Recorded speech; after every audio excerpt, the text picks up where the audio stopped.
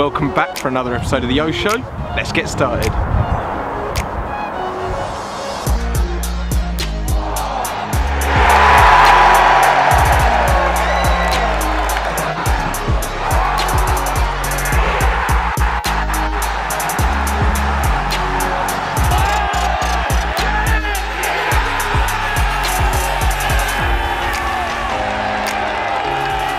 So it was a disappointing weekend in E10 as the O's lost out 1-0 to Maidenhead, but they're back in the FA Trophy action on Saturday as we travel to Brackley Town, and we'll be catching up with Ross Embleton and chatting about that. But first, we've got Jamie Turley waiting for us, and we'll talk about his first impressions and what he's thought since joining the O's. Let's go! Right, so here we are. Jamie, thank you very much for joining. Pleasure. How you been?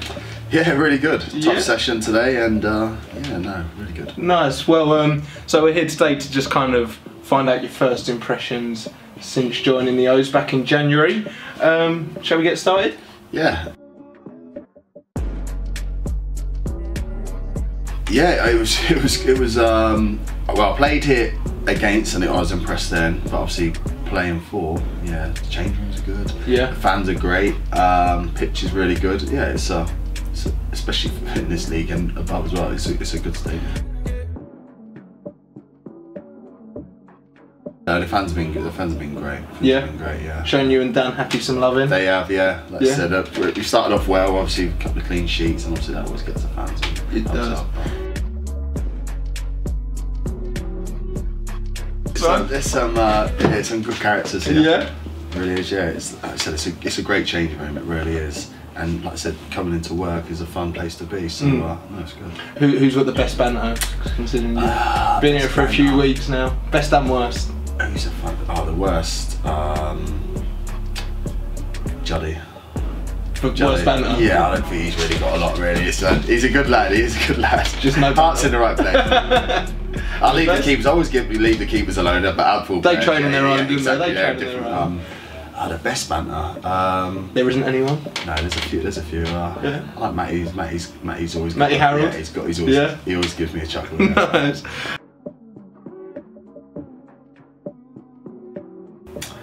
First impression. Well, I've played with Webby. Yeah. So yeah. First tell us a little bit about that. How long we got?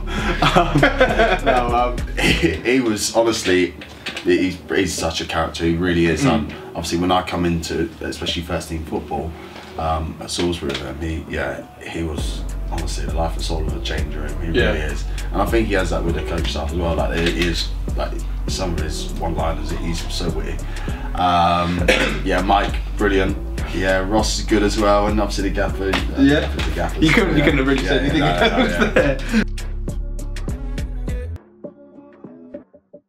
Yes, I like it that we have a base. Like I said, there's not like I've been at clubs where you have to go and then you have to drive somewhere, and it's all kind of like this is our base. You know what I mean? It's our home, so we can. It's good. The pitches are good, and like I said, we eat. We spend a lot of time together. It's not just eat and can't wait to get home or something like that. It's and that helps with the players that we have here. Like we enjoy spending time with each other. I think after the back of a negative result, we just need to go and get a win, you know. Yeah. So yeah, whoever it be, we just need to go into a game. It's like I said, it's a shame it couldn't have been.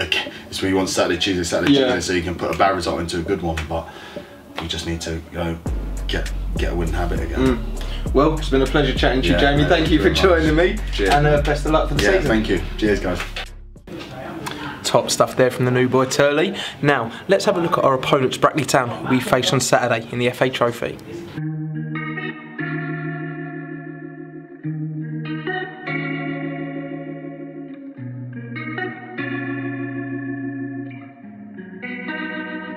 Oh, I imagine. Wasn't quite essential, that one, I don't think, but you know what can happen. Helped on. Careful. Poor pass Madison, that's 2-0 to Brackley. It was played deep, was headed across, helped on, and the ball's gone underneath.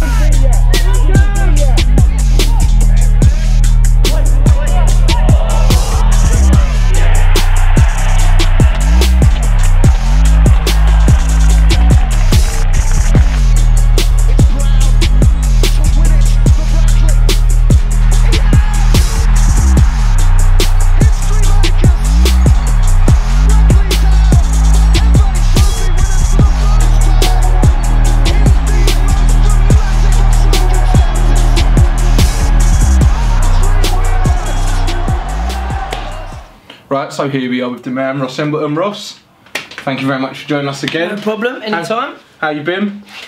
All right. Yeah. All right. Obviously, obviously not a week that we would have wanted in terms of having a result like we did hanging over us, but it's part of the game. It's part of where we're at and what we've got to get over to move on and get back to where we want to get to. Yeah, and let's talk quickly about Saturday, the Maidenhead game at the Bragg Group Stadium.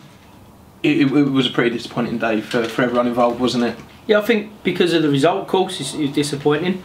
I think certainly the second half was, adds to that disappointment in terms of the level of performance that we put in wasn't of the standard that we want and that we expect and that is required in the position that we're in. I thought we started the game well.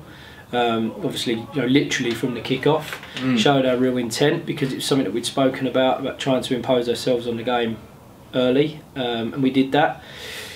I think there's been a lot of games this season that were probably played in a similar manner to that one at the weekend, but we've taken our chances, or sometimes against the run of play at big moment in the game we've capitalised on, and it's given us an opportunity to then improve and extend and create a different problem for the opposition, and we didn't do that at the weekend, and then I think the second half was a disappointing performance. It was, but we move on, and how has training been this week? Because if you look at the club social media, there's a lot going on about the return of certain people. Can you give us a few updates on that? Yeah, first of all, training's been positive. The boys have worked really, really hard. It's been an intense few days, obviously, where we are now in this interview in the middle of the week. It's been some really intense sessions, obviously working on specific things to try to get us to tweak a few bits and pieces. I don't think wholesale changes need to be made. It's just